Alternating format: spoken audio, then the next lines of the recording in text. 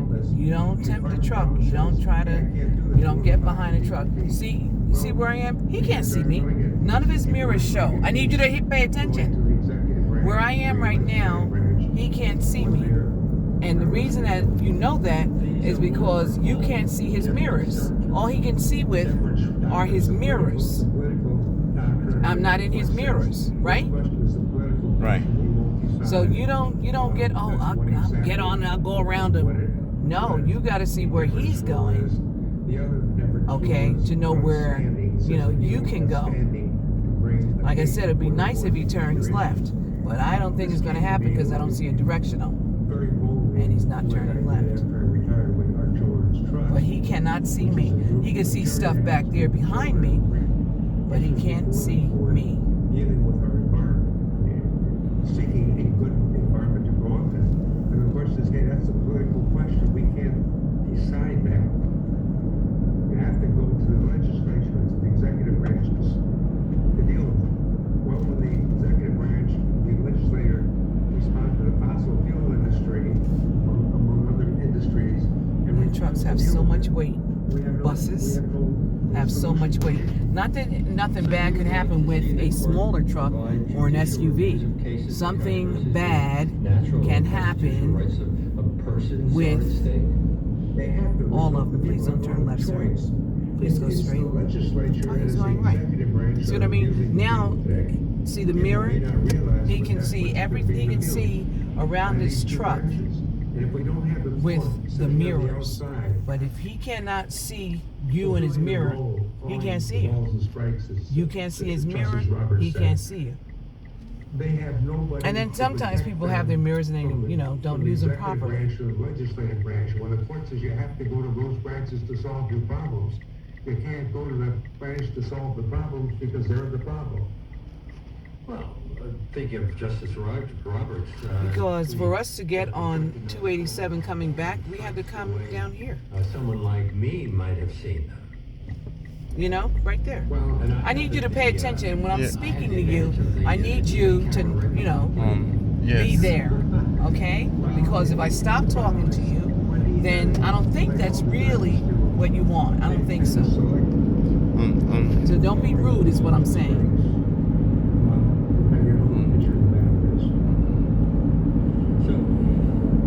People talk to you, you have to respond. Not talk over them, don't cut them off.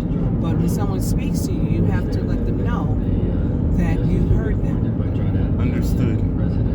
Understood. Did he have a fair report?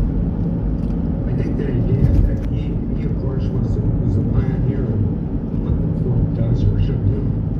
Excuse me. And much of what he did in those early days is still the precedents of which the court is supposed to pay attention to. When the court really got out of sync was in the late 1800s, during the great rise of the railroads and these other industries, where tremendous pressure was put upon the president and upon Congress to appoint judges that were very favorable to business, because business didn't want to be interfered with by states. They wanted to just be able to put in the railroads and wanted to build whatever it was that would to grow, and they didn't want any interference. It was in those days that the court decided. But wasn't that seen to the benefit of the country in some people's eyes? Well, certainly seen to the benefit of the people who were expanding what was going on in the country. But what they did is instead of treating it in a fully rational fashion, You know what this movie they came theater up with could some judge-made rules. They could put up a sign telling you which movies are playing. A distortion of reality. That would be right here. Like Rialto. For example, All of them. But I'm saying, well, not all of them, because this one doesn't know it, but most of them. But they need to put a sign back there saying now playing, Because this is all hid, laid in the cut. You know what I mean? Who knows that that's there except people who live in the area. But someone just riding through, there's a movie theater and they got such and such playing. Interpretation of the 14th Amendment, isn't it? Yeah, they got poor marketing. No, I don't think it is.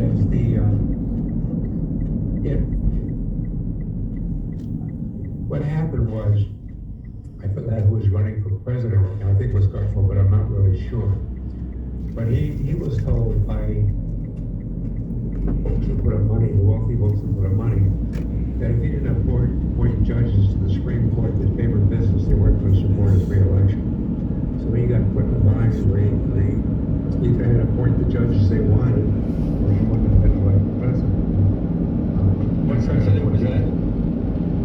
It was one of the late 1800s, which I'm having a senior moment now, but I think it was Garfield, but it was a long time ago. And that's when the court started to favor businesses, really started to favor business. Now you can say, yeah, that helped the expansion of the country. And that's true. There it is. But it also There is what? overran the rights of There's the people red light. that were injured in the process. Including the indigenous people who lost their land automatically. Yeah, they certainly were.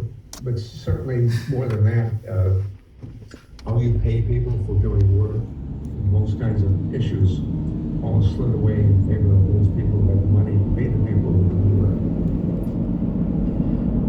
My guest on today's Leonard Lopez at Large is Richard Jacobs, whose the book we're discussing is Democracy of Dollars, where